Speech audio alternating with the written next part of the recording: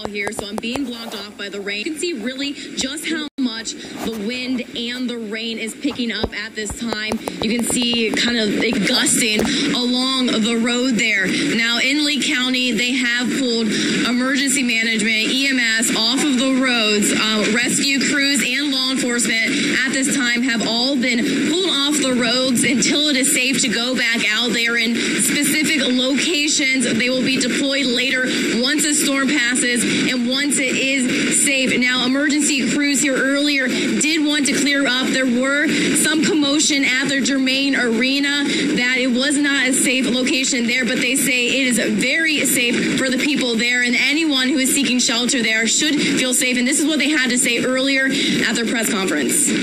Just like all the other facilities we use to shelter the residents in Lee County, this one has had the due diligence done to ensure that we can pull those people from the evacuation area and give them a safe place to go. And now that those emergency crews and law enforcement are off the roads, if you do need help, they are still answering phones here. You can call that 211 hotline. Another number that you can call is 239-433-3900, and they will be there answering your calls, assisting you if you need any help at this time. Of course, I'll continue to bring you updates from here at the Lee County Emergency Operations Center. Guys.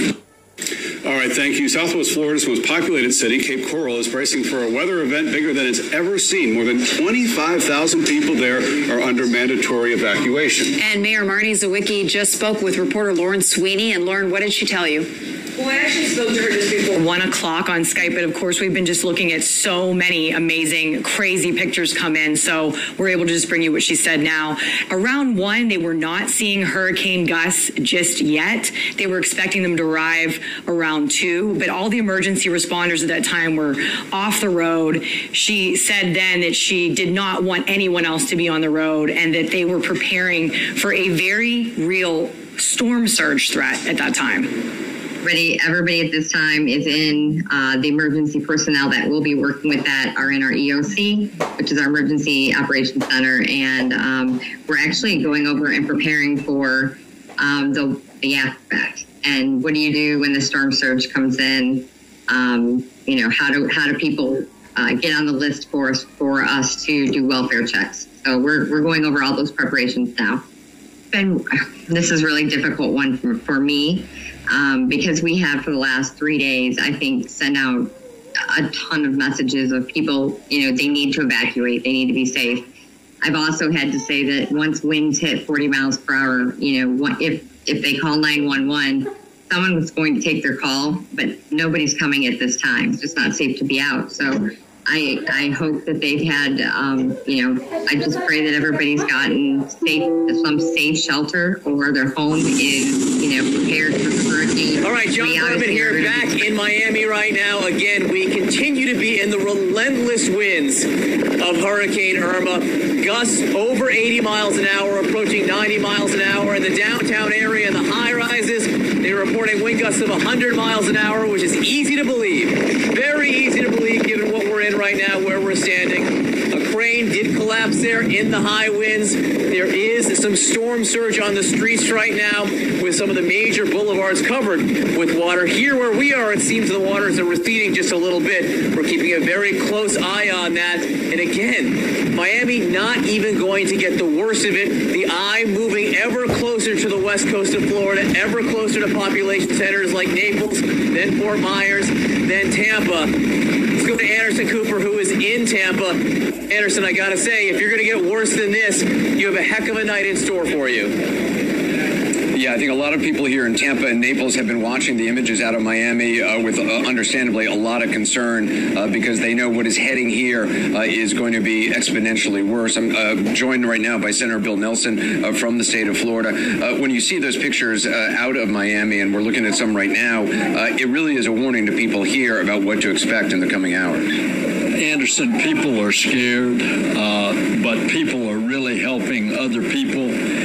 But Miami is getting those outer rain bands. The real strength of this storm is going to be as it comes up the west coast here. And this river that is now down because it's draining out, the wind is coming from east east to west, that's going to reverse. Yeah, because the Hillsborough River goes to Hillsborough Bay and Tampa Bay. And when the eye of the storm comes up off of the coast, and that counterclockwise wind is going to bring that water up Tampa Bay, and up here it doesn't have anywhere to go. You're going to get some flooding here. Yeah, storm surge expected anywhere from 5 to 8 feet. But again, with the winds, hurricane-force winds, there's going to be waves on top of that water. And especially if it's at high tide, then we got all the more water. Yeah. Nobody who has lived in Tampa, or nobody alive in Tampa, has ever seen a storm like this hit Tampa. 1921 was the last time. It's never been the big one that would bring the water up here. Now, the only consolation is that it's not going to be a Cat 5, 155 miles an hour plus, but it is going to be significant wind that is going to drive that water up here. Yeah, I was reading some stuff the mayor had said, I believe it was last year, warning about a Cat 3 storm, about the flooding that would take place, even, in heavy rain, not a torrential, not a hurricane. Tampa, areas in St. Petersburg have problems with flooding. And that's an example, by the way. They're all prepared. They've done a lot of work. Mayor Buckhorn, Hillsborough County, they're working seamlessly with the federal government, the state government, and local government. It is working all over the state. I've been all over the state, and this is the best prepared I've seen. Now, FEMA is stretched because they're in Texas. They held back people from going to Texas so they could bring them into Florida. But FEMA is really going to have to do extra work after the storm. Well, given the size of the storm, that's been one of the problems for FEMA about wanting, they like to obviously pre-position supplies and resources, but where do you pre-position when the storm is affecting the entire state and you don't exactly know where it's going? And it has. It's covered up the entire state. Yeah. The other thing I heard Administrator Brock Long of FEMA say to Renee Marsh yesterday out of Washington is that there could be millions of people without power, possibly for weeks. There's a big elderly population, obviously, in the state of Florida.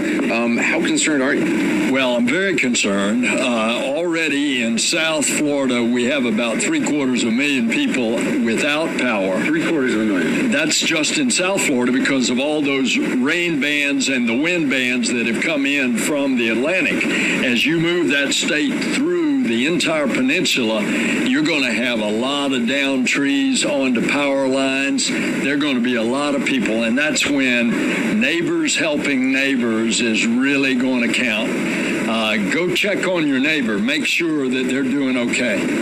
When the electricity goes out, things can change very quickly for a lot of people. I mean, there are people who need access to medication. There are people who need access to dialysis. We saw that in Harvey. Even just kind of the mundane day-to-day things that people need for their health. When there's no electricity, those are things that have to be taken care of. I've never seen people as prepared in Florida as I have here. They've got, most people are packing up ice, putting it in coolers to try to get as far as they can without power. But as you say, Anderson, if it's weeks without power, it'll be a real strain. What are you hearing from the Keys? Well, I talked to the mayor of Key West. The hurricane was going to the right of him, somewhere between there and Marathon. Marathon is probably getting the worst of the wind, but they are... They're conchs. They're accustomed to hurricanes. By the way, a tremendous evacuation.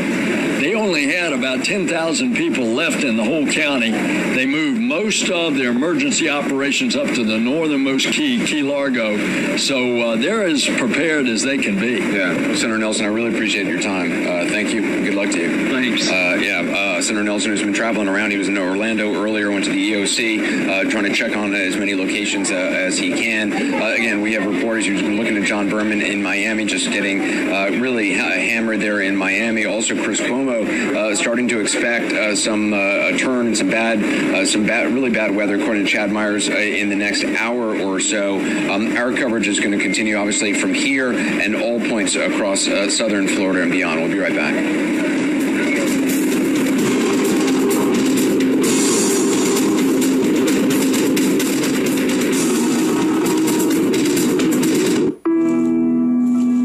This is a quest. seconds, and the moment passes. Are you worried about the future? And these are all toxic pools now. Never seen anything like this before. Go there before it's gone. The Wonder List with Bill Weir returns Saturday, October 7th at 9 on CNN. 10 seasons on CNN. How the did that happen? Let's go! Anthony Bourdain, Parts Unknown, is back. The 10th season is the strangest, soft, wildest, most creative season yet. So what's the secret to making it this far? Alcohol. Season 10 of Anthony Bourdain, Parts Unknown starts Sunday, October 1st at 9 on CNN. My name is Mike Rogers. I oversaw all 16 of our nation's intelligence agencies with access to classified information on secret U.S. operations. These are the true stories you never heard. Until now. This is CNN, the most trusted name in news. Spying is universal. The United States is the prime target. Across the globe, America faces relentless enemies. Cyber attacks, assassinations. You dance it with the devil. With the battles fought in secret. You don't know the half of it. Now, our most covert missions will finally come to light. Every American is going to ask the question, who can I trust? Declassified. Saturday nights at 9 on CNN.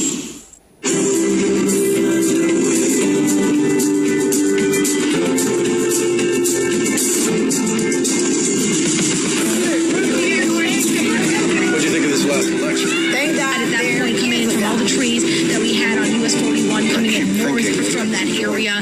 But obviously a ghost town. There were, I think, 2 other cars driving on the road. That's something that I wouldn't necessarily recommend. We just wanted to try to get into a safe area like where we are right now, which is good news here. Actually, just behind me, I'm not sure I can show you, maybe a little bit later, but we have these shutters completely covering the main entrance here at Health Park. There are sandbags covering the doors. So it goes to show that they're also taking this storm very seriously, not letting anyone out, at least from this point where we are, to make sure that they all stay inside during the brunt of the storm. To keep the game going. Hey, Mom, one more game? With Safe Flight, you get a text.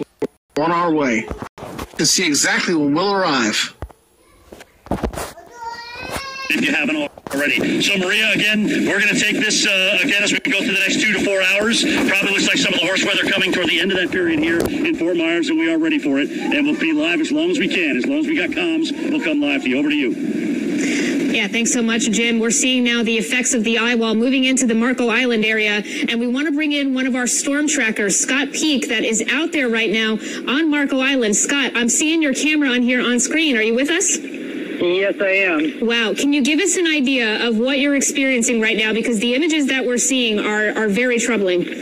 Yes, I'm right at Cape Marco Drive and South Collier Boulevard, pretty much right next to the ocean. I have some parking garages that I can go to pretty quick right here. And let me tell you, it's getting very intense. I'm getting 90 mile an hour winds sustained at least. And the rain is just turning into a mist. It's not even raining. It's misting now. Yeah, can you see, is the rain even falling? Is it moving sideways, or is it just basically a vortex of rain that you're experiencing? It is literally just coming sideways. There's no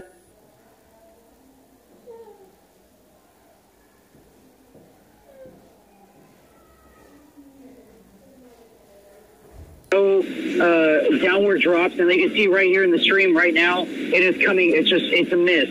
There's actually, it's misting. So 80 to 90 mile per hour winds. These are highway speeds that here you're experiencing. Just to give people some context at home, could you stand right now outside in these winds? No way. No, there's no way. I think I get blown over. Yeah, these are very intense. And I mean, looking at your camera here, you can barely see the trees off in the distance, but those palm trees off to the right look like they're basically heading off to the left there. They're just moving, look like likely going to be seeing some trees falling down fairly soon. Yes, it's becoming whiteout conditions. As I'm talking to you right now, it is like being in a blizzard, but with rain, it's becoming whiteout conditions. I can't see maybe more than 20 feet in front of me at some point here. Wow, that is incredible. Yes, the visibility is truly poor. I mean, right now it doesn't look like you can see much of anything. So you are in a parking garage. So you have found a safe location. Is there any water coming on shore? Have you seen any water rising levels as of yet? Well, unfortunately, I can't see the ocean. The ocean's probably about maybe 300 yards from me down the road from where I'm viewing. But I do have a parking garage right next to me that I can go to in like 10 seconds to get to shelter. But unfortunately, I can't see the ocean because I'm getting whiteout conditions. You can see on the stream here again. It's getting really intense. I'm probably getting 100-mile-per-hour winds now. Likely. We're showing the radar on screen right now, and we're seeing that northern and basically northwestern part of that eye wall just coming into Marco Island. Some of the higher reflectivity values look like they're off to the right here, but very strong winds coming into your region right now. Right, and I don't know if you just saw, there's a branch that just went flying across on the top part of the screen. The palm trees are just getting shredded now. Yeah, awesome. Scott, thank you so much for joining us and giving us an idea of what you're experiencing. Please stay safe. Take care of yourself. We'll keep you around and hopefully see what else we're going to be seeing now out of Marco Island. All right, we want to get you some new video here coming into the Weather Channel right now. We have plenty of information coming in. Actually, we're going to take it out to Mike Bettis, who's out in the Naples area right now. Mike, that eye wall is coming on shore right now. We're going to be seeing impacts moving into the Naples area. Can you give us an idea? How are things faring out where you are right now?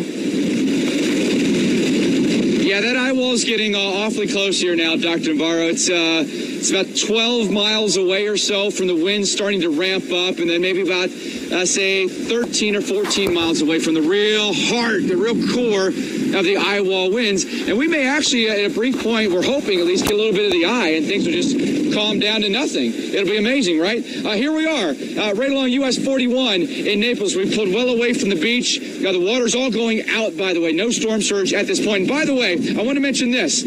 A lot of you in Naples or in Fort Myers or up in Tampa on Bayshore Boulevard, by the way, people actually go, water's going to come in. You're going to put yourself in a really dangerous position. I know it's like a once-in-a-lifetime opportunity. You can walk off of Bayshore Boulevard and out into the sand. I wouldn't recommend it, not by any stretch of the imagination. If you look around, we've got a lot of trees around, okay? Where we are, we think we positioned ourselves well. We want to take every precaution. Our crew is safe under a concrete structure, and the trees that surround us are shorter trees, okay? So if any of these were to come down, I wouldn't feel threatened at all. The taller trees are all on the other side of the street over there as you go then south on US 41. You've got some of the big trees. They've got big canopy. Those just become big wind catchers, and we think that a lot of these are going to end up going down. I want to just take a mental picture, if you're watching us right now, of what it looks like behind me, because it could be different in, say, an hour or so as we anticipate.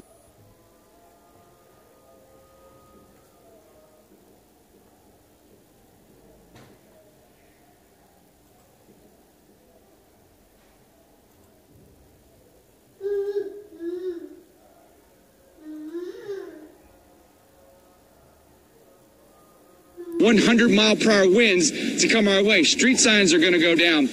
Power lines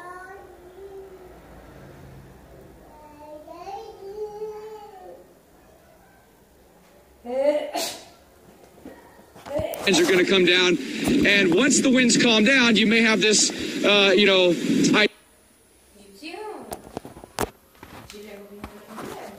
cautious. And the one thing I want to warn you of is watch for down power lines. Last thing we want you to do is get out there, walk around. You just aren't, you're looking up, you're looking around, you're not looking down. You step right on a power line. Some power lines could be live, and just avoid them at all costs. If you see a down power line, you can call 911 and let authorities know where that down power line is. I've had my handheld anemometer out here. The highest wind I've actually been able to hold my anemometer and measure is about 36. Okay? Gusts are going to be higher than that, and then we're going to end up getting a real big surge of northeast winds that roll in here. And eventually, we think maybe even a bit of a southerly wind if we get more of the eastern eye wall.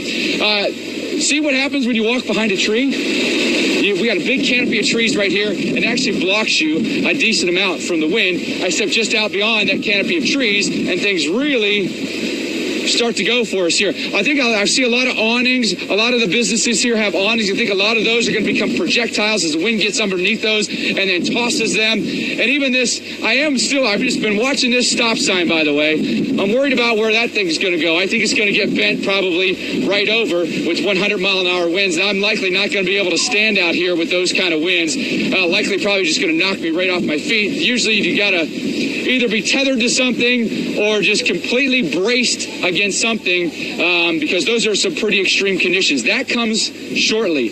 We may have these kind of conditions, and I wouldn't call these all that bad just yet because we're in we went through kind of an outer eye wall, if you will. It was a bigger band of rain and then a bit of a break. And so the wind in that area where you have less rain, and then you get into the really intense eye wall, and then eventually the eye. The back side becomes the secondary issue. The front side is the wind issue, okay? The back side is the surge issue, and the winds are a little bit lighter on the back side of the eye, okay? So the southern side of the eye wall, not as intense as the northern side of the eye wall, and the winds turn from the west. And that means that brings the onshore flow, and that brings the water. And that's why we've been forecasting in some places along the southwest coast of Florida up to 15 feet of surge, and that's going to inundate a lot of the neighborhoods. And that's when we could see the water come up in many, many places and flood it, right? The good news about surge is it's different than what maybe you saw during Hurricane Harvey, okay? That was all rainfall flooding. Surge flooding is a little bit different animal, okay? It's all about the wind direction. So that wind direction is going to pile up the water on the shore. It's going to pile it up in the canals, the intercoastals, right? But once the wind shifts and Irma goes by and the winds back off, that surge is allowed to go back off. So it's a brief but very, very intense push of water, okay? And then it goes back out, but it does its damage at that point. The water comes up, there are waves on top of that driven by the winds, and that's what chews everything up, okay? So the water comes up, the waves on top, then start battering everything. That's how you get your damage. Right now in Naples, extreme wind warning. Here comes the eye. It's on its way. Be prepared for it. Shelter in place at this point. Stay with us. More live coverage of Irma when we come back. When you schedule with Safe Flight Auto Glass, you get time for more life. This family wanted to keep the game going. Hey, Mom, one more game? With Safe Flight, you get a text when we're on our way. You can see exactly when we'll arrive. Sure. Bring it. Get him. I'm Michael with Safe Flight. Thanks for coming. It's right over here. Giving you a few more minutes for what matters most. Take care. Bye. Safe Flight Repair. Safe Flight Replace. Need deep, long-lasting pain relief? Try Salonpod's Deep Relieving Gel. 3 powerful medicines penetrate and treat pain for up to 8 hours. Need faster relief? Try Salonpod's Jet Spray. Works on contact, freezing pain, fast. Salonpod. As Irma's path continues, there is one place to turn to and to trust. Taking you to the front lines, keeping you ahead of the storm. Experts breaking down the science behind the system, tracking every possible path. Follow the Weather Channel. They're tracking exactly where the storm's going to be. Whether we're getting you through it or taking you to it, trust in the Weather Channel.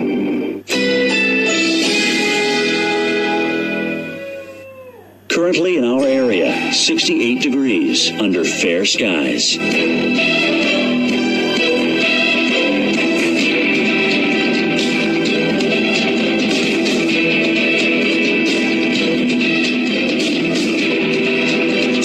Mostly sunny. High 68. Winds southeast at 10 to 15 miles per hour. Tonight, mainly clear skies. Low 51. Winds light and variable. Monday, mainly sunny. High 74. Winds south at 5 to 10 miles per hour. Our 7-day outlook.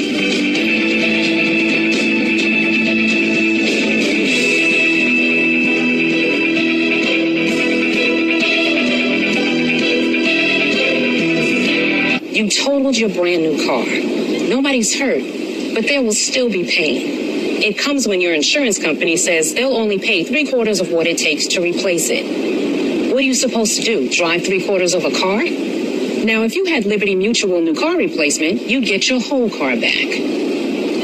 I guess they don't want you driving around on 3 wheels. Smart. With Liberty Mutual new car replacement, we'll replace the full value of your car. Liberty stands with you. Liberty Mutual Insurance. I'm only in my 60s. I've got a nice long life ahead. Big plans. So when I found out Medicare doesn't pay all my medical expenses, I got a Medicare supplement insurance plan. If you're eligible for Medicare, you may know it only covers about 80% of your Part B medical expenses.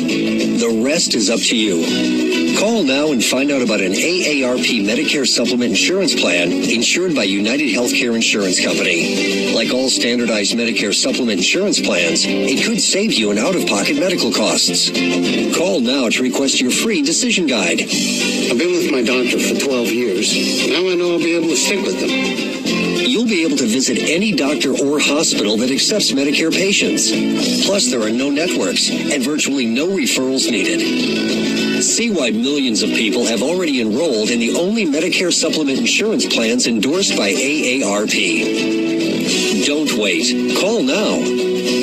Looking for balance in your digestive system? Try Align Probiotic. For a non-stop, sweet treat goodness, hold on to your Tiara kind of day. Get 24/7 digestive support with Align, the #1 doctor-recommended probiotic brand. Also in kids' chewables.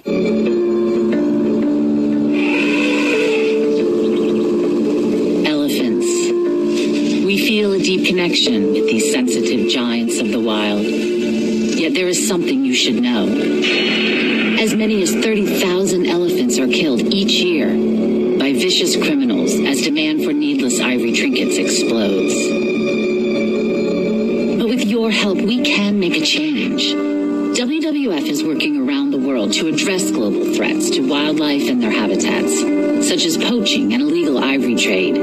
We need your support now more than ever. For just $8 a month, you can symbolically adopt an elephant and help save them and other endangered species and their habitats. To adopt now, call us or visit mywwf.org and receive a free adoption kit as our way of saying thank you. Elephant lives are at stake. Please help save them now. We've got a team of experts that are lined up here in Florida. And of course, they've got an Army personnel back at the Weather Channel.